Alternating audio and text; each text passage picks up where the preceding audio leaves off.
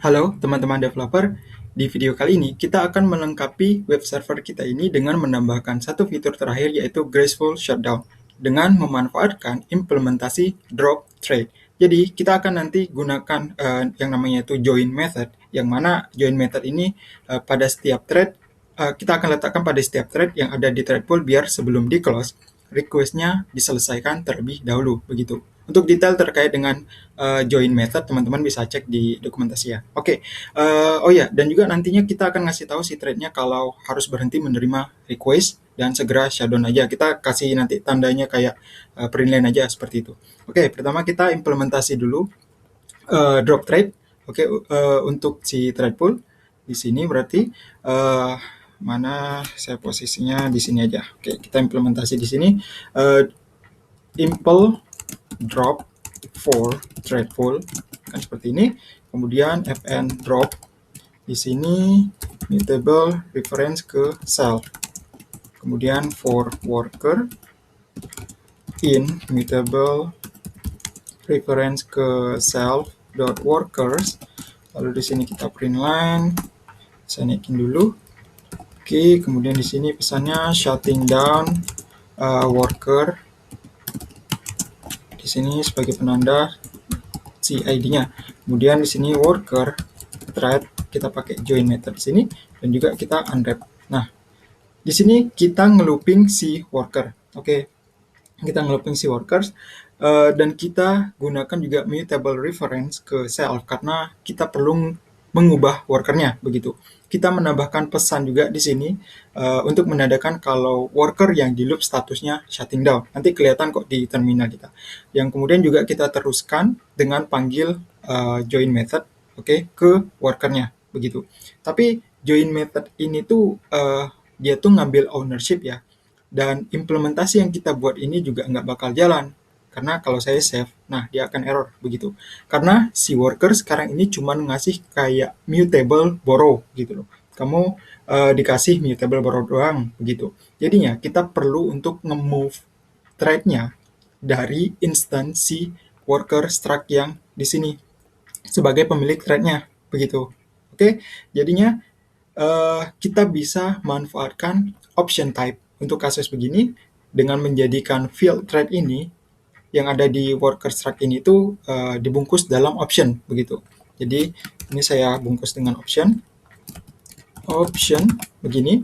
Oke, tidak lupa juga kita ubah return dari associated function-nya yang di sini. Ini kan thread doang, berarti di sini adalah some thread begini. Karena tadi kita mau nge-move si thread-nya dari worker yang udah kita buat berupa some varian untuk nilainya begitu.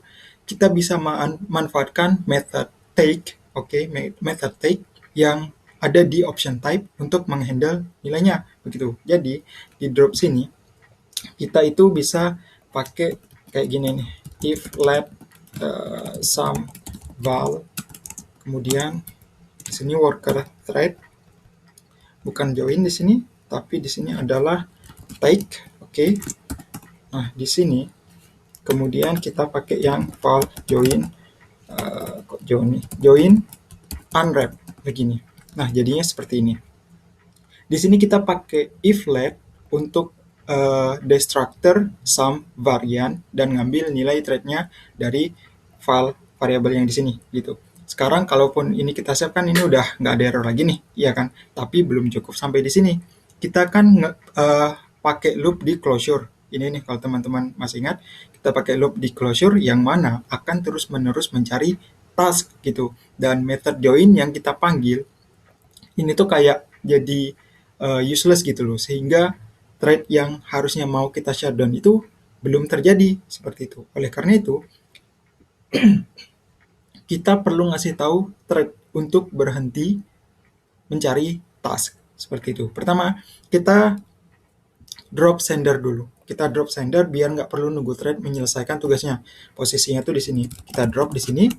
Kemudian di dalam sini adalah self sender dot take.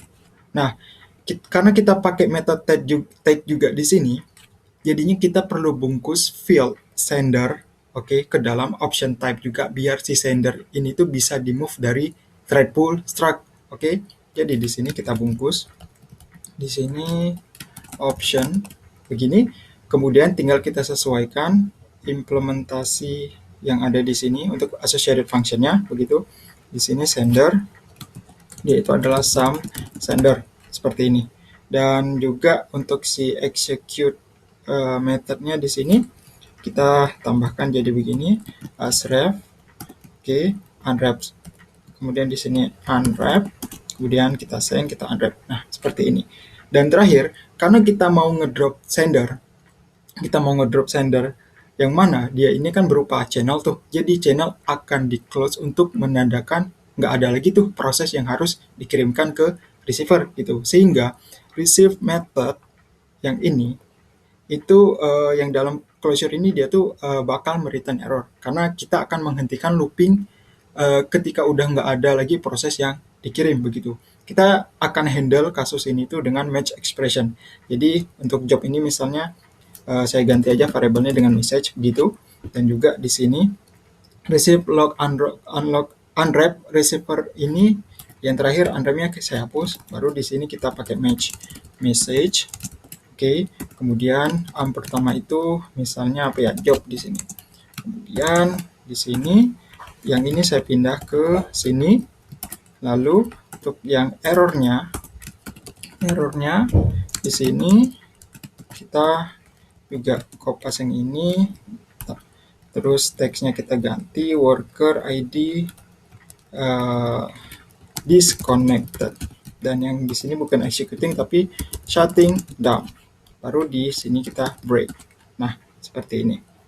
Oops, ini break. Oke, sekarang udah lengkap nih. Tinggal kita tes apakah web server kita ini bisa beneran berhenti dengan sendirinya begitu, atau graceful shutdown-nya berfungsi begitu. Kita akan coba dengan misalkan kasih maksimal terima 2 request saja. Jadi setelah request kedua, maka web server kita ini akan error, sehingga request yang ketiga tentunya akan menghasilkan error di web browser dong, karena kan udah nggak ada respon dari web server begitu. Kita akan modifikasi main function yang di sini. Tadi kita mau terima 2 request, berarti di sini incoming. Ini incoming.